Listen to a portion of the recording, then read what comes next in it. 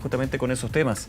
El gobierno anunció 5 medidas tras la ola de asesinatos en la región metropolitana en los últimos días y puntualmente lo que sucedió en Quilicura y Lampa. Desde Paraguay, el presidente Boric dijo no descartar ningún tipo de herramienta constitucional tras ser consultado por los dichos del senador José Miguel Insulza, quien solicitó al gobierno decretar estado de sitio en la región metropolitana. Vamos a hablar del tema, analizarlo, el contexto. Para eso estamos en contacto con el exministro del Interior, Jorge Burgos. Jorge, muchas gracias por acompañarnos. ¿Cómo le va? Ok, buenas noches, gusto saludar. Igualmente. Vamos primero con este tema en particular. Nos ha tocado también conversarlo varias veces, Jorge.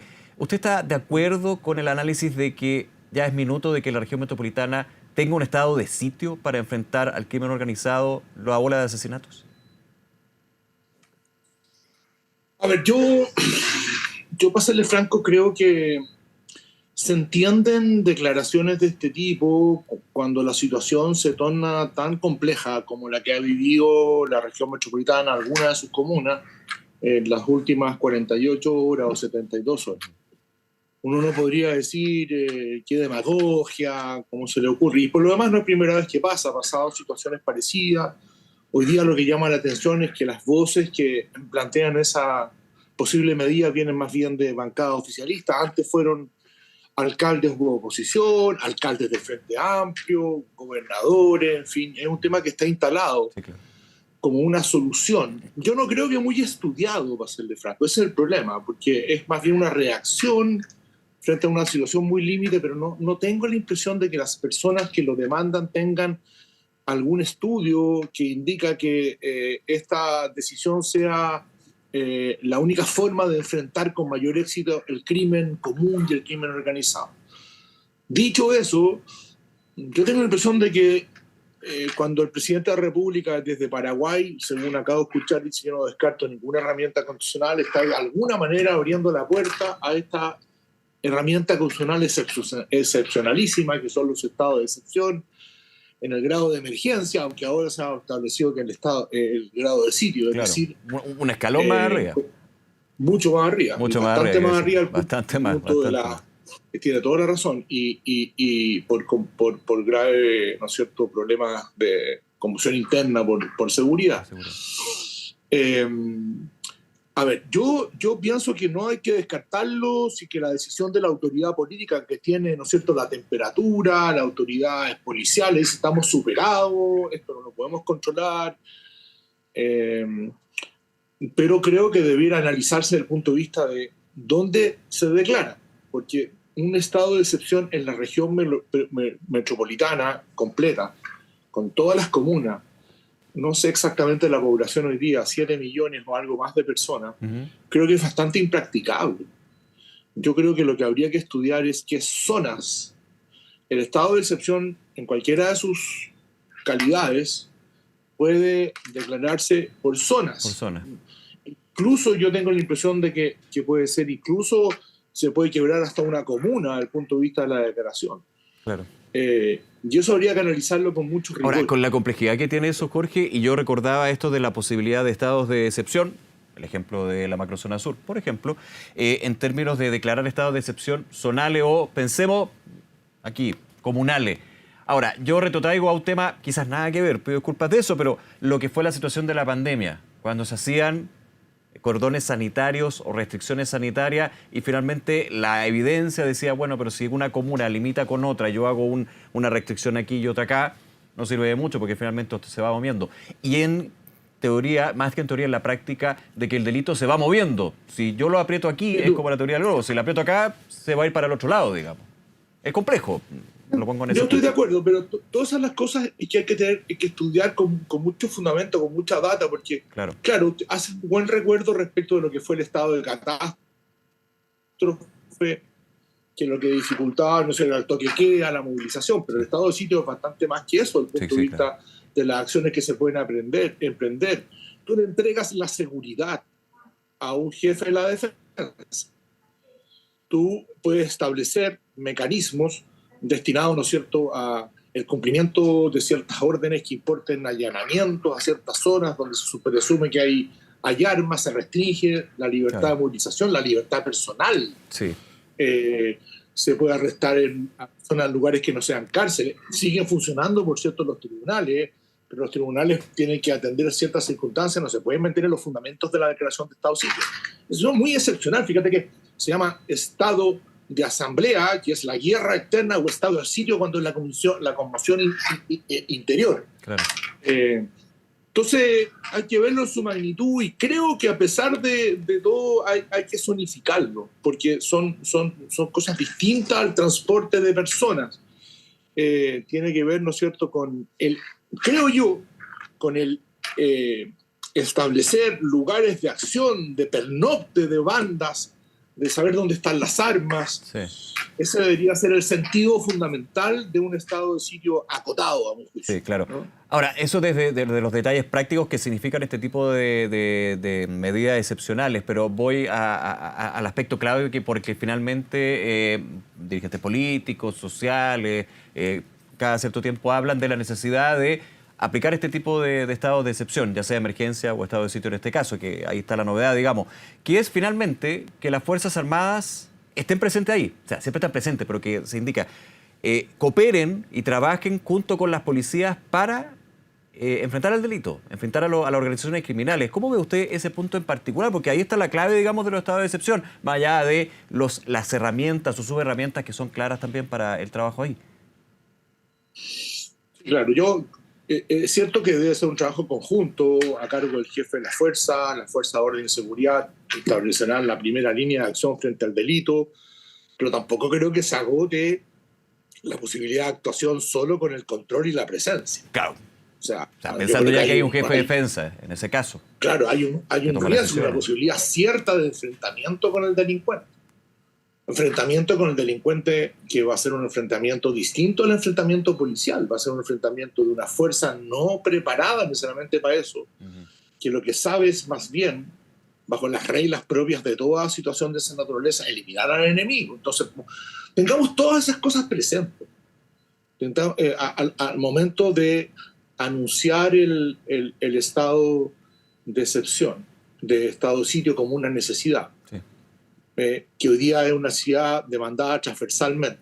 No deja de ser anecdótico que algunas personas que declaran o piden el estado de excepción, estado de sitio, no hace mucho votaron por una propuesta constitucional que no contenía los estados de excepción. Pero bueno, la vida va cambiando, ¿no es cierto? Pero se va poniendo más... Sí, no, perdón la interrupción, pero desde el punto de vista del análisis, ¿se va haciendo más patente de que hay una cercanía a su juicio, en su experiencia, Jorge, de que termine, quizás no de toda la región metropolitana, pero que se concrete uno de estos tipos de estados o herramientas excepcionales? Se lo pregunto porque lo de estado de sitio, y a mí me sorprendió durante la mañana, viene de parte de alguien que conoce el tema, un ex ministro del Interior, ex secretario general de la OEA, una persona que es muy, muy consciente de cada movimiento y palabra que dice, como es el senador José Miguel Insulza, y ha hablado también por otros del Partido Socialista. No, por eso que estamos conversando, porque no lo dijo cualquier persona, ¿no? Claro. Una persona con la experiencia y la historia que tiene. Entonces, por eso, y eso le da una profundidad, un calado distinto a que lo diga alguien que suele decir cosas a la rápida, que no es el caso. Ahora, yo pienso que lo que pasa es que nosotros somos un país que tiene problemas de seguridad desde hace bastante tiempo. Radicar los problemas de seguridad con ocasión de la llegada del actual gobierno sería falso e injusto. Pero el aumento es un tema constante de ciertos elementos. Por ejemplo, no somos una sociedad acostumbrada y no nos podemos acostumbrar que un fin de semana mueran 15 personas en este tipo de delitos. Entonces, eso produce, era que no, una situación de inseguridad, de la necesidad de ponerle coto a eso muy importante. Y ahí surgen propuestas como esta y otras que pueden surgir. Sí. Entonces, es muy entendible porque se empieza a instalar una situación de legítimo y fundado miedo en la sociedad respecto de lo que está ocurriendo. ¿Qué produjo esto? En algún momento puede haberlo producido el hecho de que se miró muy en menos el orden público, sí, pero eso pasó, claro, a mi juicio. Eso pasó. O sea, ya no es tema ahora, digamos. No es tema, y qué bueno que no sea tema, pero también ¿De dónde viene esta violencia inusitada? Porque, insisto, no somos un país que haya estado exento hace muchos años de los temas de seguridad, pero ¿a dónde viene esta violencia inusitada que vayan y se ametrallen entre ellos? Está vinculado aparentemente a la llegada de delincuentes de otras nacionalidades. Entonces eso también produce una situación de indignación y de preocupación. ¿Cuántos de esos siguen circulando? ¿Cuántos siguen entrando? Frente a un mundo, no sé un mundo, pero frente a una vecindad que no colabora en nada para la expulsión, ni Bolivia, ni Venezuela. Entonces, tenemos un problema mayor que vamos a tener que solucionar nosotros bueno, el gobierno ha anunciado algunas medidas de coordinación, que en la primera lectura no aparece ninguna como muy novedosa. Claro, Pero refuerzan medidas que ya están siendo aplicadas. Claro, pero aparentemente son profundización de alguna. Ahora, y por ejemplo, Mire, Jorge, perdón, en una de estas medidas, la creación de una nueva fuerza conjunta, PDI, Carabineros, Ministerio Público. O sea, no, es una coordinación más allá. ¿Cómo lo lee usted en su experiencia como exministro del Interior? Una fuerza conjunta, ya los equipos, las fuerzas de tarea se han ido aplicando, digamos, en distintos palancayes y Valencia, ni más ni menos. El tema de ECO en la Fiscalía, se habla de una fase 2. ¿Cómo evalúa? Hablaba hace un ratito con el senador y presidente de RN y me decía, bueno, pero son medidas que no son novedosas, un poco en la línea que usted menciona, son reforzar medidas que hasta ahora los resultados no han mostrado, digamos, o por lo menos aquí en la región metropolitana.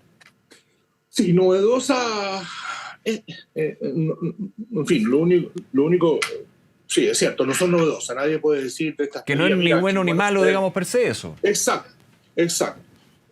Profundizar la coordinación de las policías en terreno es una buena cosa, sobre todo si hay elementos que hablan de que todavía hay descoordinación. No sé, pero sería un desastre que en un momento frente a la cantidad de delitos que tenemos tuviéramos problemas de coordinación. No lo sé.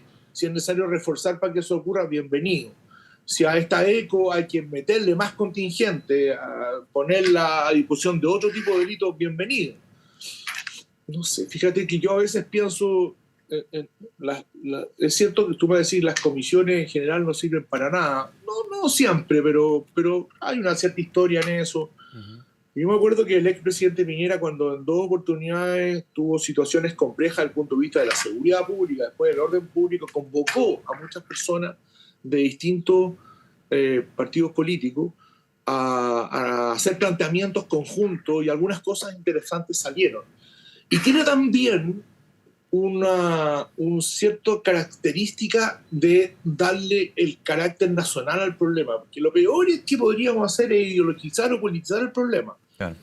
Eso sería un desastre, no nos ha funcionado. Venimos trabajando muchas veces esa tesis de que el que está en el gobierno hace todo mal, el que está en la oposición dice yo lo haré todo bien. Eso o que el combate contra la delincuencia y la seguridad es de un sector político y no del otro. Exacto.